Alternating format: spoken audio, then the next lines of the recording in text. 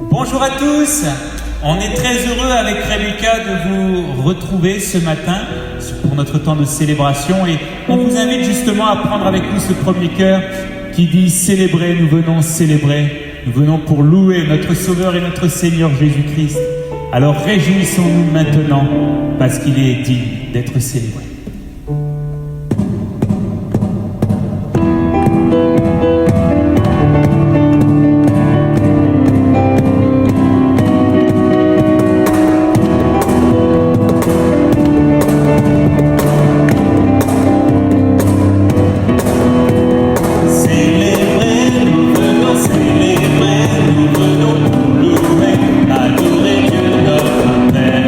Célébrer, nous venons célébrer.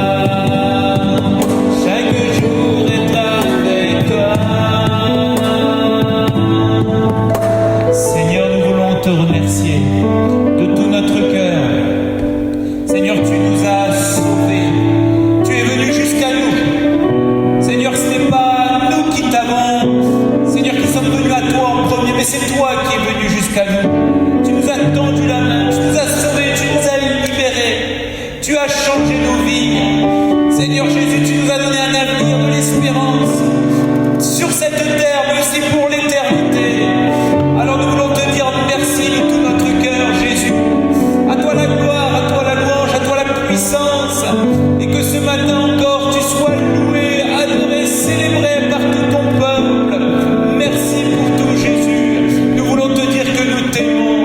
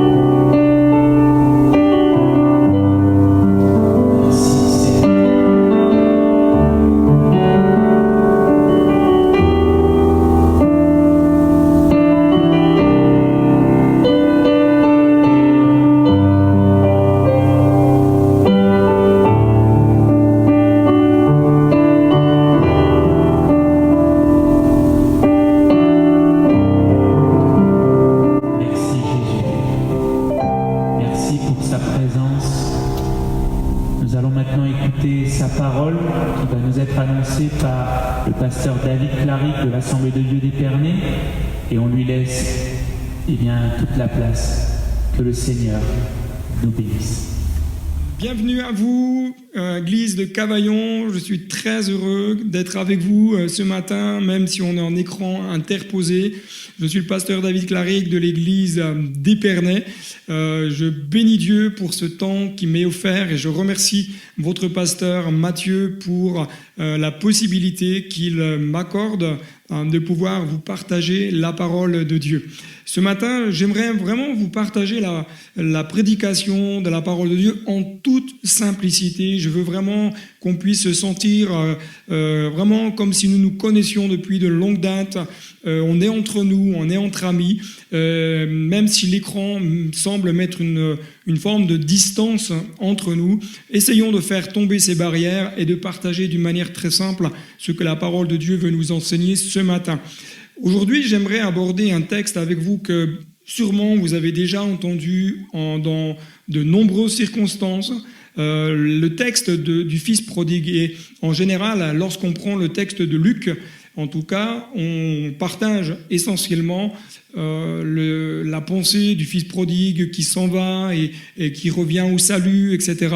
Je ne vais pas déroger à la règle ce matin, même si dans mon cœur j'envisage de faire 2 autres volets, parce que pour moi c'est une prédication qui serait sur 3 volets, en parlant du Fils prodigue, en parlant du Père et en parlant également du Fils aîné. Donc 3 personnages clés dans ce texte, mais ce matin, bien entendu, pour suivre la chronologie un peu du récit et de l'histoire, j'aimerais m'arrêter avec vous sur le Fils prodigue. Alors, bien sûr, on parle d'un homme qui avait 2 fils, c'est-à-dire qu'on voit 3 personnages, en tout cas ici, le père et ses 2 fils, avec 3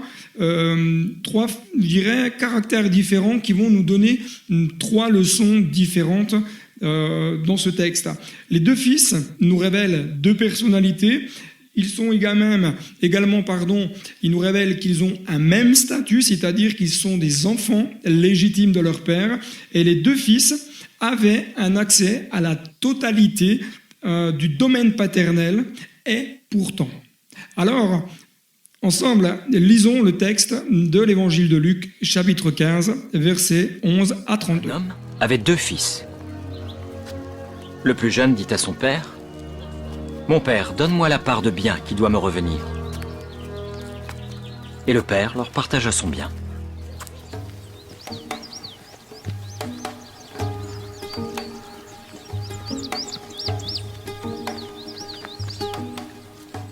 Peu de jours après, le plus jeune fils ayant tout ramassé, partit pour un pays éloigné, où il dissipa son bien en vivant dans la débauche.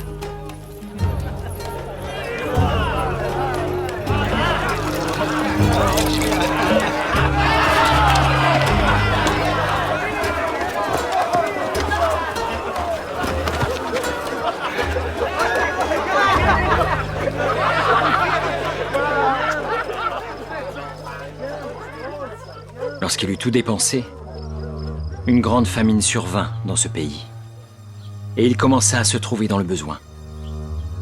Il alla se mettre au service d'un des habitants du pays, qu'il envoya dans ses champs garder les pourceaux. Il aurait bien voulu se rassasier des carouges que mangeaient les pourceaux, mais personne ne lui en donnait.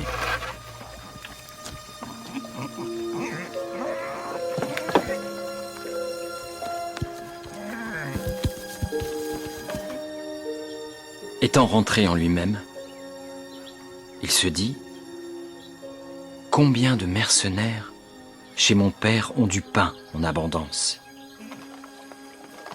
J'irai vers mon père et je lui dirai : Mon père, j'ai péché contre le ciel et contre toi. Je ne suis plus digne d'être appelé ton fils. Traite-moi comme l'un de tes mercenaires. »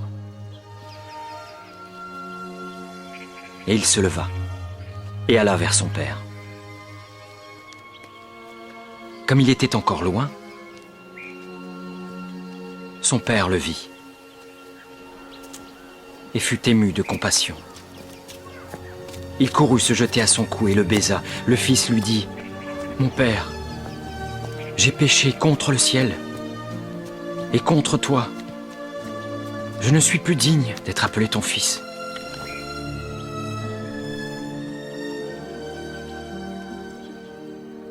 Mais le père dit à ses serviteurs, « Apportez vite la plus belle robe et l'en revêtez.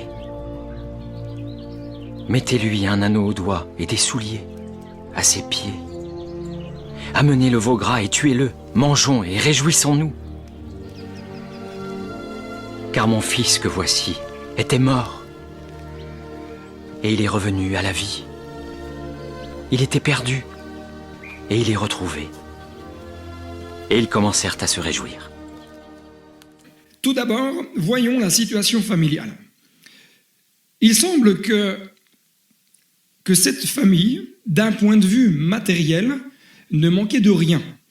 En effet, puisque le texte nous relate qu'ils avaient des serviteurs qui travaillaient dans les champs, donc on voit qu'il devait y avoir une aisance matérielle, et que les deux fils avaient la disponibilité de l'ensemble du domaine, de l'ensemble de tous les biens paternels.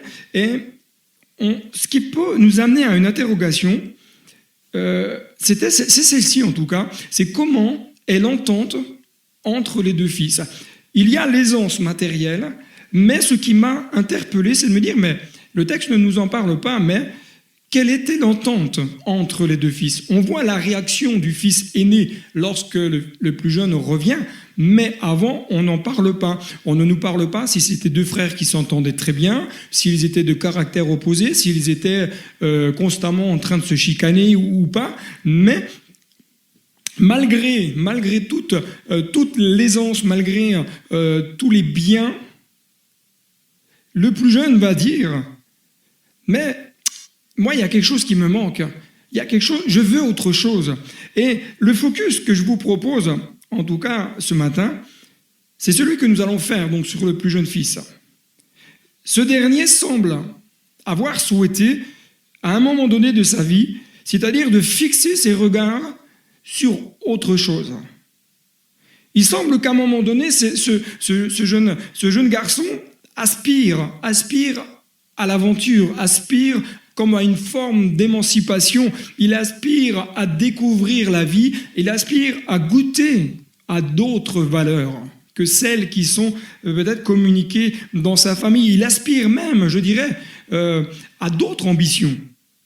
Son désir n'est sûrement pas né du jour au lendemain. Et lorsque nous lisons la parole de Dieu, nous lisons au fil de l'eau, et très souvent, nous faisons un raccourci qui n'est pas forcément très juste, c'est qu'on ne met pas de notion de temps dans notre lecture. Lorsque le plus jeune fils va venir réclamer à son père la part de bien qui lui revient, ça ne s'est pas passé du jour au lendemain. Je pense que dans son cœur, il y a eu comme un désir qui est né. Peut-être qu'au départ, il a refoulé cette pensée-là. Peut-être qu'au départ, il a dit non, ça c'est pas bon, c'est mauvais. Mais à un moment donné, il s'est laissé gagner par toutes sortes de pensées, par toutes sortes de rêves, d'ambitions, de projets, des choses qui ont commencé à grandir dans son cœur et l'amener en réflexion et se dire « et pourquoi pas ?»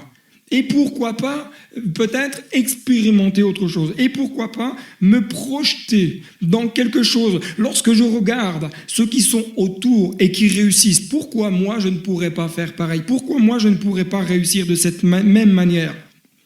Ce qui a été semé dans son cœur a commencé à germer. Le désir de vivre autre chose l'a amené à sortir de la maison paternelle. Le désir de vivre autre chose l'a amené à désirer comme une forme d'émancipation. En tant qu'enfant de Dieu, je crois, chers amis, que nous devons être très vigilants à ce qui peut être dans notre cœur. En tant qu'enfant de Dieu, nous devons être très vigilants peut-être aux projets que nous avons dans notre cœur, peut-être aux désirs, aux choses auxquelles nous aspirons. Chers amis, je crois que la plus belle des choses à laquelle nous pouvons aspirer, c'est à vivre plus près de Dieu. C'est à vivre plus de sa présence, c'est à vivre plus de sa puissance, c'est à vivre plus de sa grâce. Et vous savez comment vivre toutes ces choses davantage ? C'est en vous tenant davantage dans le lieu secret. Jésus va dire, entre dans ta chambre et ferme la porte. Tiens-toi là dans le lieu secret. Cherchez la puissance de Dieu, cherchez la vie de Dieu, cherchez d'autres, découvertes de qui est Dieu, si je peux l'appeler ainsi. Ce n'est pas en regardant sur Internet, ce n'est pas en regardant ce qui se fait ailleurs, c'est en cherchant Dieu dans un cœur à cœur, dans un moment d'intimité. Nous devons, chers amis, je crois, être vigilants à parfois toutes les pensées qui peuvent surgir dans notre cœur. Il y a des ambitions, il y a des projets qui sont dans notre cœur, qui viennent de Dieu et qui ne sont pas mauvais. Mais dans toutes les choses qui viennent nous impacter dans notre esprit, ayons cette sensibilité à l'Esprit de Dieu pour connaître quelle est la direction de Dieu. Le plus jeune fils, son piège n'était pas d'avoir des projets.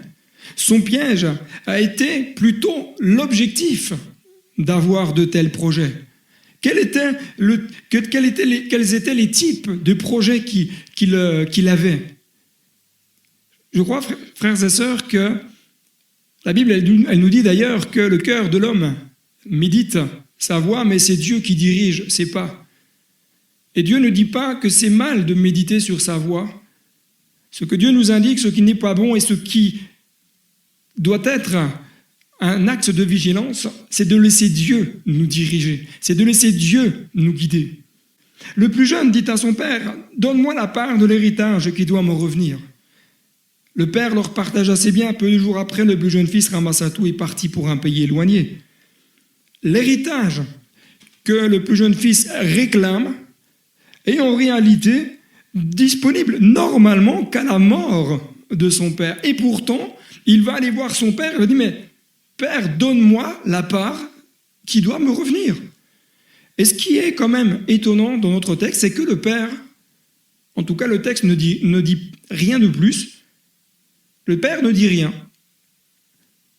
Il y a comme ce libre arbitre.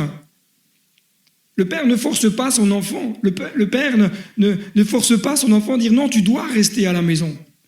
Je ne dis pas qu'il n'a pas argumenté, je ne dis pas qu'il lui a expliqué. Peut-être qu'il y avait des pièges, peut-être qu'il y avait des dangers, peut-être qu'ils ont discuté sur ce qui animait le cœur de ce jeune garçon. Mais néanmoins, le père, le texte nous dit qu'il leur partagea son bien. Il leur partagea ses biens. C'est-à-dire que le père, lui, va décider de dire « Ok, tu veux ta part de bien, ok, ben je te donne ta part, mais je la donne aussi à ton frère. » Le frère lui-même, qui n'avait rien demandé, va hériter en avance de la part qui devait lui revenir. Le fils aîné était bénéficiaire. Les deux, donc, sont quelque part bénis par le père. Mais l'un avait déjà sûrement en tête un plan pour sa vie. Le plus jeune avait déjà sûrement un plan, tandis que l'autre ne souhaitait surtout pas bouger. Le père, le frère aîné, lui, il disait « Non, moi je vais rester dans la maison de mon père, je vais continuer de travailler. » Peut-être qu'il a même pu penser, dit « Mais c'est pas normal que mon jeune frère récupère les biens et puis s'en aille comme cela. » Le plus jeune souhaitait sûrement prendre, je dirais, les choses en main. Vous savez, parfois dans la vie, je crois que on veut absolument prendre les choses en main. On veut diriger les choses par nous-mêmes. On se projette, on a des rêves, on a des idées, on a de l'ambition, et on prend les choses en main. On provoque les choses pour qu'elles réussissent. Est-ce que c'était dans cet objectif-là que le jeune fils a fait les choses? Je ne sais pas. Mais cela me fait penser à cela. Les deux sont bénéficiaires. Mais ne sommes-nous pas comme ce jeune fils qui voulons parfois absolument prendre les choses en main dans notre vie? Est-ce que parfois nous n'avons pas envie de dire maintenant je vais faire les choses parce que ça ne va pas assez vite? Je vais prendre les choses en main parce que moi, je veux réussir. Je vais prendre les choses en main parce que moi, je veux avoir une réussite financière. Je veux avoir une réussite sociale. Je veux avoir une réussite professionnelle. Donc, je vais prendre les choses en main. Combien de fois, peut-être, chers amis, vous avez prié pour que Dieu conduise votre vie, pour que Dieu dirige, pour que Dieu ouvre les portes? Et parfois, on a quand même comme le sentiment qu'il ne se passe rien. Et parfois, on est dans ces moments-là et on dit, ok, moi je vais faire les choses. Je vais provoquer les choses, je vais donner des coups de fil, je vais essayer de contourner. Ne sommes-nous pas comme ce fils qui désirons nous lancer dans certains projets alors que ces projets sont mauvais? Ne sommes-nous pas parfois comme ce fils qui nous lançons dans des directions alors que la direction n'est pas si bonne que cela? Le père se doutait-il que son plus jeune avait ses plans en tête? Je ne le sais pas, le texte ne le dit pas. Se doutait-il? Est-ce qu'ils en avaient discuté avant? Est-ce qu'ils en ont discuté pendant? Est-ce qu'ils en ont discuté après que le partage des biens a été fait? Nos choix, vous savez, chers amis, certains de nos choix peuvent nous amener plus près de Dieu et certains peuvent nous éloigner de Dieu. Nous avons dans notre cœur des ambitions qui sont saines et nous pouvons également avoir des ambitions qui le sont moins. Nous pouvons avoir dans notre cœur un désir pour Dieu et parfois c'est un désir pour Dieu mais qui cache un désir personnel. On met le focus en disant oui, regardez, c'est pour Dieu, mais en réalité, c'est pour nous. En réalité, on est en train de faire les choses pour nous-mêmes. Et lorsqu'on se projette comme ça, on demande même à Dieu de nous dire, mais Seigneur, viens bénir. Viens me donner la part de bénédiction qui me revient. Moi, j'ai des projets, mais viens bénir. Mais Dieu, parfois, nous laisse libres. Ah, tu veux prendre la route à gauche? Eh bien, vas-y, prends la route à gauche. Tu veux aller à droite? Eh bien, vas-y, va à droite. Parfois, Dieu nous laisse libres. Parfois, il nous met comme des obstacles. Mais parfois, il nous laisse libres. Il ne nous impose rien. Moi, j'aime à dire que Dieu est un parfait gentleman. Parce que Dieu ne s'impose pas. Dieu n'est pas un dictateur. Dieu n'est pas un directeur de conscience. Il est simplement celui qui veut être un hôte dans ta demeure, celui que tu invites, celui à qui tu lui laisses toute la place. Ce qui nous éloigne de notre destinée et les conséquences nous sont évoquées au verset 15 et 16. Alors qu'il avait tout dépensé, une importante famine survint dans ce pays et il commença à se trouver dans le besoin. Avez-vous déjà réfléchi à ce qui a pu motiver quand même ce jeune homme à partir aussi loin? Est-ce que c'est parce qu'il voulait vraiment mettre une distance entre son père et lui de façon à ce que personne ne sache ce qu'il allait faire, de façon à ce que personne n'entende peut-être sa manière de vivre?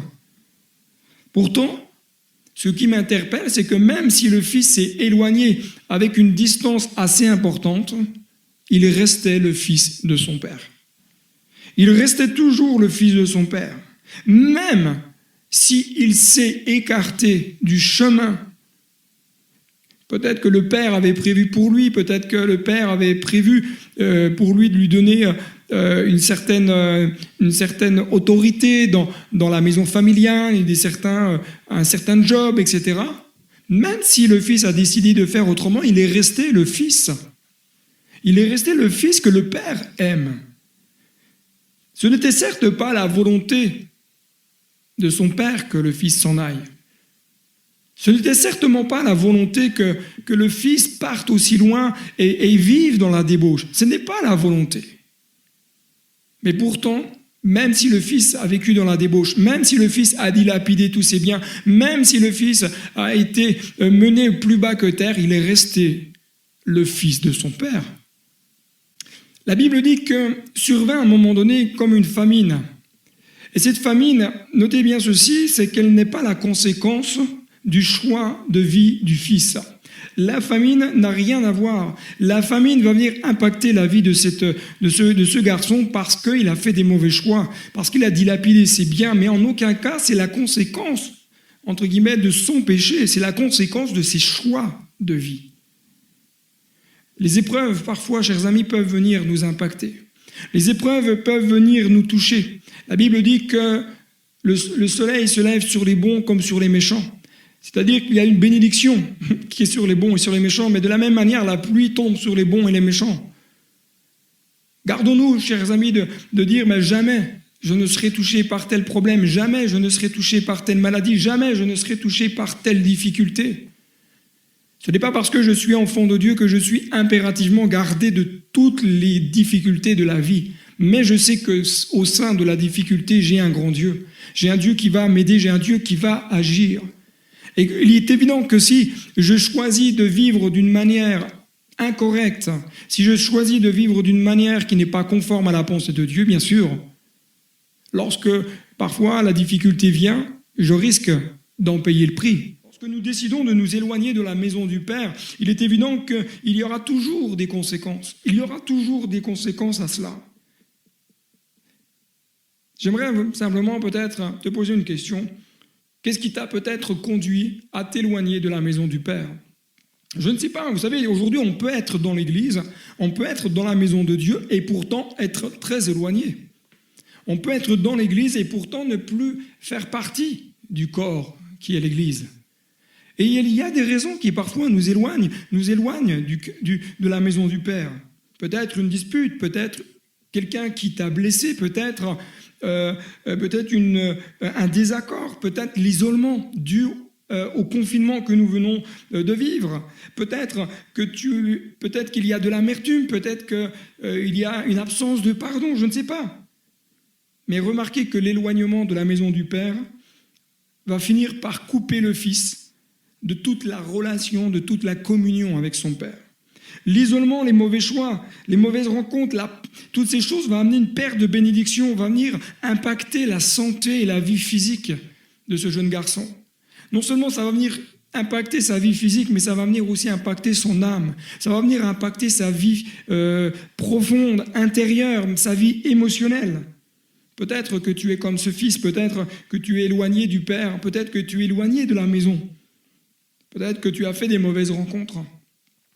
Des gens qui t'ont amené à la critique, des gens qui t'ont amené à la jalousie, des gens qui t'ont amené à vivre peut-être des expériences qui ne sont pas bonnes.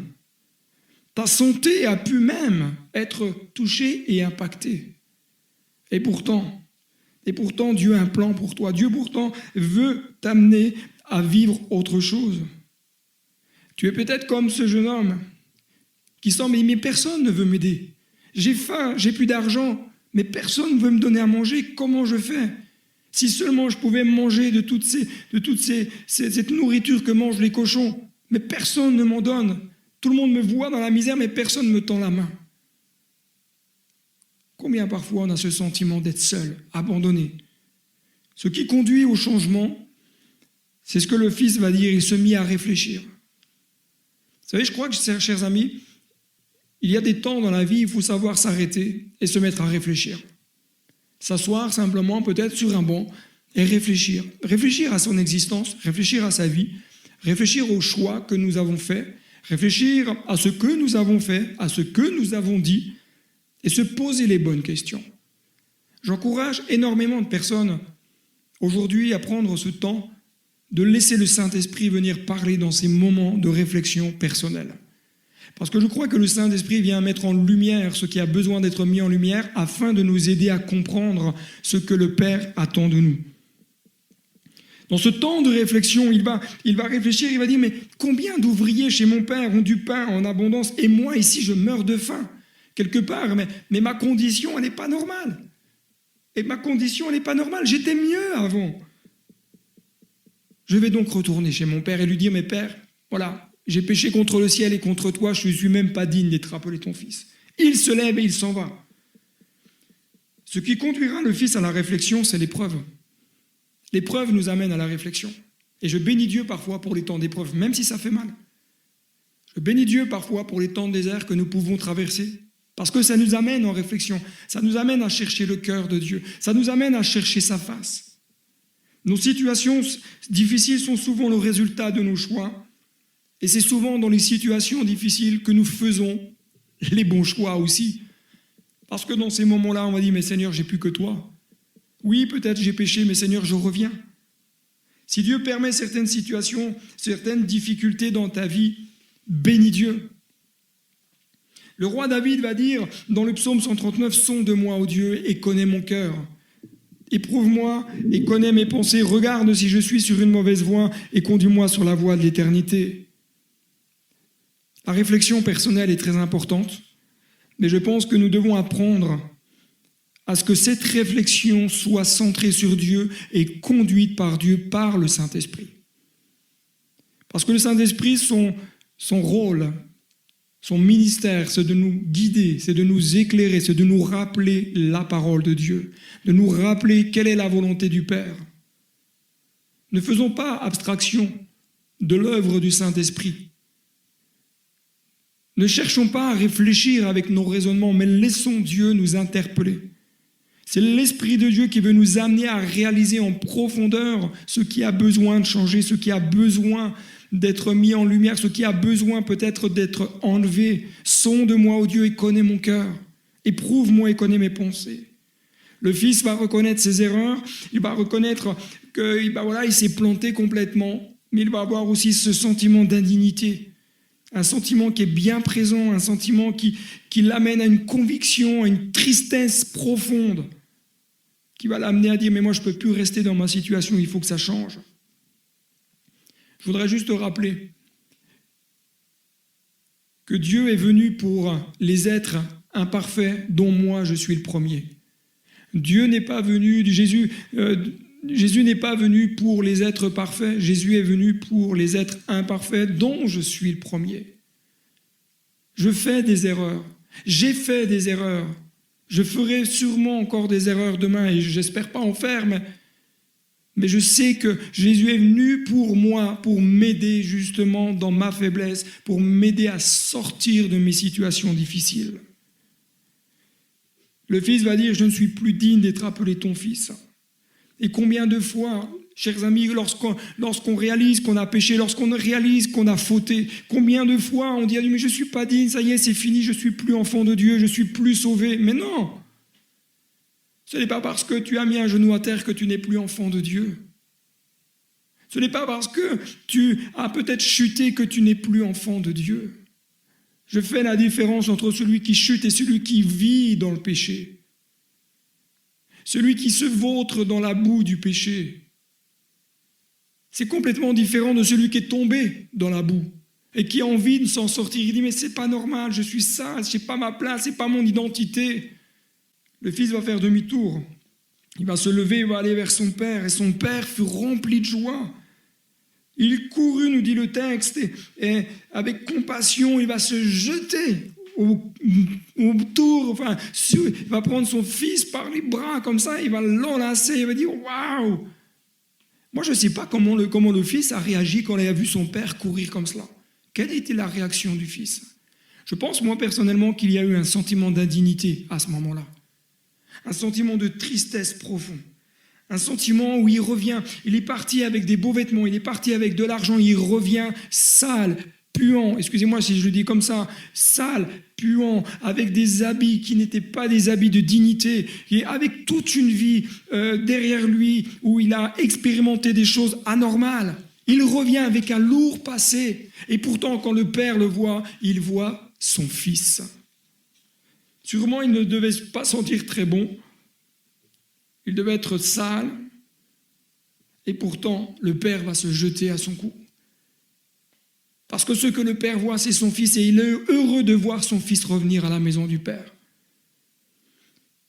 Cela m'a amené à me poser une question et que j'aimerais vous poser. Sommes-nous aujourd'hui prêts à accueillir tous ceux et celles qui sont peut-être partis de la maison du Père et qui veulent revenir. Ceux et celles qui vont revenir peut-être tout sales, qui sentent peut-être pas bon, il y a des odeurs du péché qui vont peut-être être là. Mais est-ce que nous serions prêts à les accueillir comme le Père les accueille ? La Bible dit qu'il y a de la joie dans le ciel pour un pécheur, un seul. Il y a de la joie dans le ciel. Si dans le ciel il y a de la joie pour un seul pécheur, est-ce que sur terre il ne devrait pas y avoir de la joie pour un seul qui revient dans la maison du Père? Comment agirions-nous?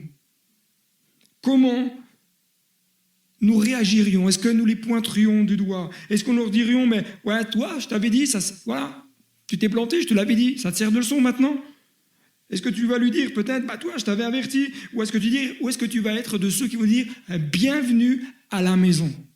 Il y a quelques mois en arrière, un jeune est arrivé à l'église à Épernay. Et il était dans le hall d'accueil, on me le présente. La première parole que je lui dis bienvenue à la maison. Je ne savais pas que ce jeune homme avait connu l'évangile depuis tout petit, qu'il s'était éloigné, qu'il avait vécu dans le péché, et que lorsqu'il est revenu, il avait vraiment ce sentiment de revenir à la maison. Et c'est la première parole que je lui ai dite. Je lui ai dit bienvenue à la maison. Et j'ai eu la grâce de voir ce jeune homme prendre les eaux du baptême et aujourd'hui marcher avec Dieu. Ce fils va retrouver sa position d'héritier. Parce que le père va dire, mais apportez vite le plus beau vêtement et mettez-lui, passez-lui un anneau au doigt et mettez-lui des sandales aux pieds. Le fils, lui, voulait avoir la même condition que les serviteurs. Et il faut savoir que quelqu'un qui était nu-pied, c'est une condition d'esclave. Mais le père, lui, non, il dit, t'es pas un esclave, t'es mon fils. Je vais te remettre des chaussures parce que t'es mon fils, je te remets un anneau au doigt, je te remets d'une autorité familiale, je te remets des habits de dignité. C'est ça que Dieu veut faire dans ta vie ce matin. Dieu veut te redonner. Pour le père, il était toujours le fils. Certes, il s'est éloigné, certes, il avait fait des mauvais choix, mais dans le cœur du père, c'était toujours son fils. Le fils avait peut-être perdu sa position, mais le monde, à ce moment-là, et le diable, avait réussi à le détourner de la position initiale. Mais ce que je bénis Dieu, c'est que le Père, lui, va lui redonner la dignité. C'est que le Père va lui redonner de l'autorité. C'est que le Père va lui redonner de la valeur. Et à ce moment-là, le monde et le diable perdent un habitant pour que le ciel puisse avoir un nom nouveau inscrit dans le ciel. Réjouissons-nous de ce que la mort et l'enfer perdent des habitants à chaque fois qu'un cœur se tourne vers Dieu. Réjouissons-nous lorsque peut-être on s'est éloigné de Dieu, peut-être qu'on s'est éloigné de la maison du Père pour diverses raisons. Mais bénissons pour ceux qui reviennent, bénissons pour ceux qui se rattachent à la maison du Père. Soyons de ceux qui accueillent, soyons de ceux qui entourent avec des bras d'amour. Chers amis, que Dieu vous bénisse richement, abondamment, et que vous puissiez grandir encore davantage. Voilà, on va prendre ensemble un dernier chant, libre de nos chairs, marchons vers toi. Alléluia, Maranatha, Jésus. Libre de nos chairs, nous marchons